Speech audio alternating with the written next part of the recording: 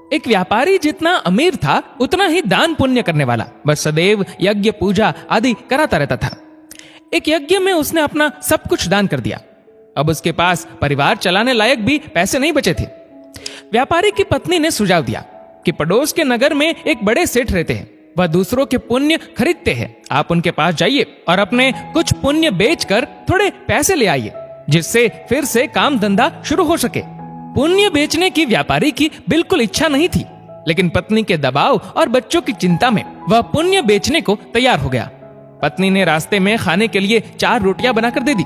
व्यापारी चलता चलता उस नगर के पास पहुंचा जहां पुण्य के खरीदार सेठ रहते थे।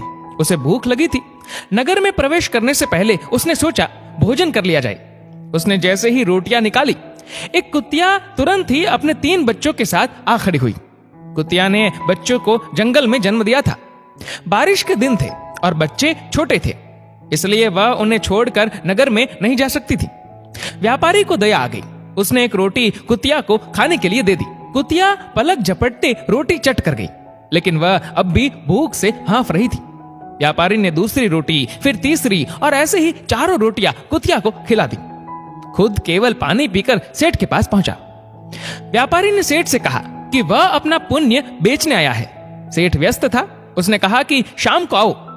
दोपहर में सेठ भोजन के लिए घर गया और उसने अपनी पत्नी को बताया कि एक व्यापारी अपने पुण्य बेचने आया है, उसका कौन सा पुण्य खरीदूं। सेठ की पत्नी बहुत पतिव्रता और सिद्ध थी। उसने ध्यान लगाकर देख लिया कि आज व्यापारी ने कुतिया को रोटी खिलाई है। उसने अपने पति से कहा कि उसका आज का पुण्य खरीदना जो उसने एक जानवर को रोटी खिलाकर कमाया है, वह उसका अब तक का सर्वश्रेष्ठ पुण्य है। व्यापारी शाम को फिर अपना पुण्य बेचने आया। सेठ बोला, आज आपने जो यज्ञ किया है, मैं उसका पुण्य लेना चाहता हूँ। व्यापारी हंसने लगा। उसने कहा कि अगर मेरे पास यज्ञ के लिए पैसे होते तो क्या मैं आपके पास पुण्य बेचने आता। सेठ ने कहा कि आज आपने किसी भूखे जानवर को भोजन कराकर उसके और उसके बच्चों के प्राणों की रक्षा की है, मुझे वही पुण्य चाहिए। व्यापारी वह पुण्य बेचने को तैयार हो गया। सेठ ने कहा कि उस पुण्य के बदले वह व्यापारी को 4 रोटियों के वजन के बराबर हीरे मोती देगा।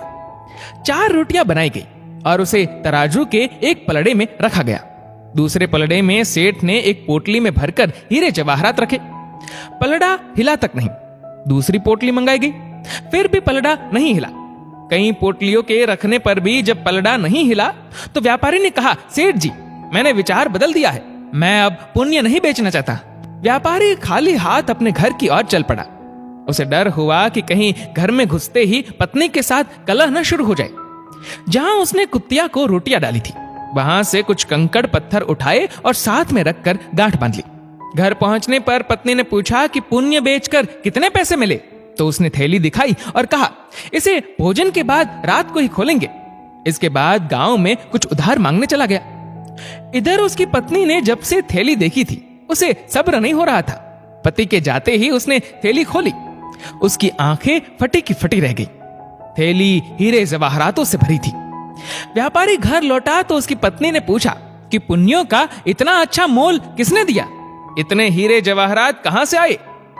व्यापारी को अंदेशा हुआ कि पत्नी सारा भेद जानकर ताने तो नहीं मार रही, लेकिन उसके चेहरे की चमक से ऐसा लग नहीं रहा था। व्यापारी ने कहा, दिखाओ कहां है हीरे जवाहरात। पत्नी ने लाकर पोटली उसके सामने उलट दी। उसमें से बेशकीमती रत्न गिरे। व्यापारी हैरान रह गया। फिर उसने पत्नी को सारी बात बता दी। पत्नी को पछतावा हुआ कि उसने अपने पति को विपत्ति में पुण्य बेचने को विवश किया। दोनों ने तय किया कि वह इसमें से कुछ अंश निकालकर व्यापार शुरू करेंगे।